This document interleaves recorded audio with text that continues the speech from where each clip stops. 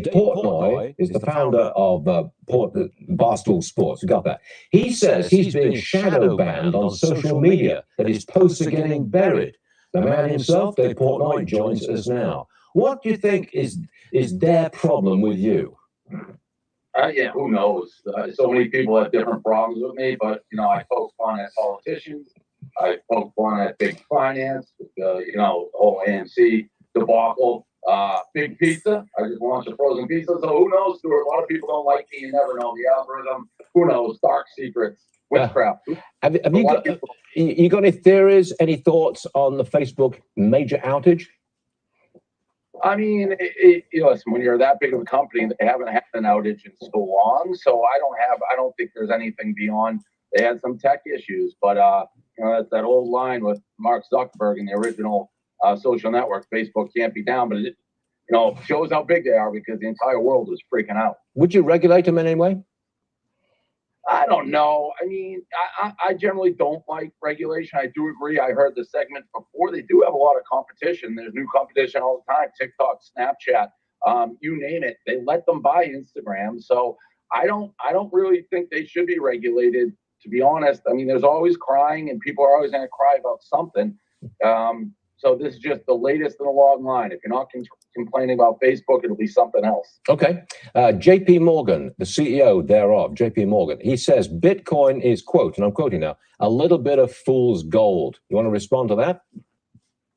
Again, it makes TV, but people say something new about it every single day. Bitcoin is not going anywhere. It's too well accepted. I was one of the early people who thought it was kind of smoke and mirrors. But whether it was or it wasn't, no different than Doge to a degree. Once you get enough widespread support for it, I think it's legitimate. And I'm not comparing Bitcoin to Doge. I have Bitcoin. I don't have Doge. But Bitcoin certainly is going to be here for the foreseeable future. It's not going. Do you plan to buy any more?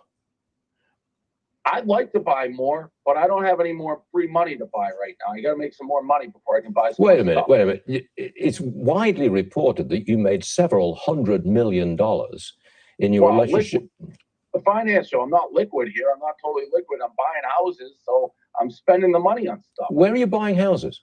I bought a house in Miami. I got one in the Hamptons. So I'm off to two good starts, and we're trying to throw a yacht party. So if Penn, which is the vast majority of my fortune, we can get that to 200. Anybody who bought it, I'm throwing an invite-only yacht party at my place in Miami. What does a man like you do when all of a sudden he's got a very big chunk of money? I mean, a couple of $100 million. I mean, you just go out on a spending spree? I spend it, Stuart. I bought houses. I like gambling on sports. I'm one of those guys like Jimmy Buffett song, made enough money to buy Miami, but never meant to last. I'm a spender. I didn't have any growing up. When I have it, I spend it. I'm not like hoarding it. Did you bet on Brady the other night? I understand you were at the game.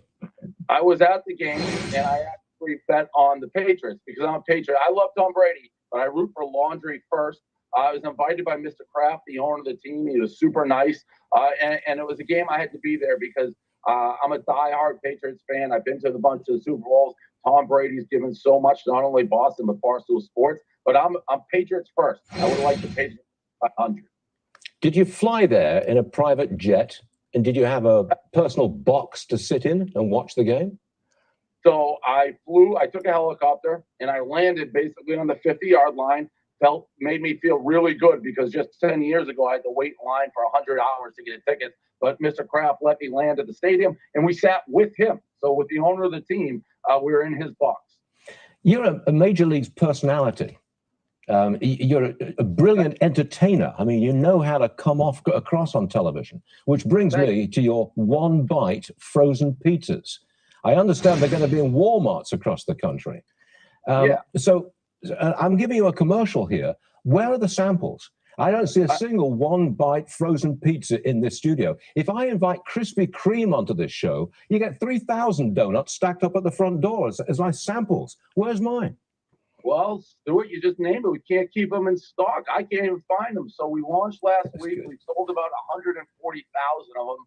Walmart has already basically doubled their order. We got people crisscrossing the country looking for it. If I could find out, they're hotter than Bitcoin, they're hotter than gold. I can't keep them in stock. Krispy Kreme, they just sit in the corner. We're flying off the shelves. You know, Dave, you are a genius. One of these days, you're going to come on this show and say, yeah, I made my first billion. And it won't be long, will it? It won't be long. I can see it coming. If I'm worth $1 billion and you invite me on the show, I'm going to bring 100,000 cash and hand it to you. Now, I can't do that because that would be a bribe to get me on the show. Oh, Stuart, then we'll do it off air. You're all right, Dave. Thank you very much for being with us. Great stuff. We appreciate it.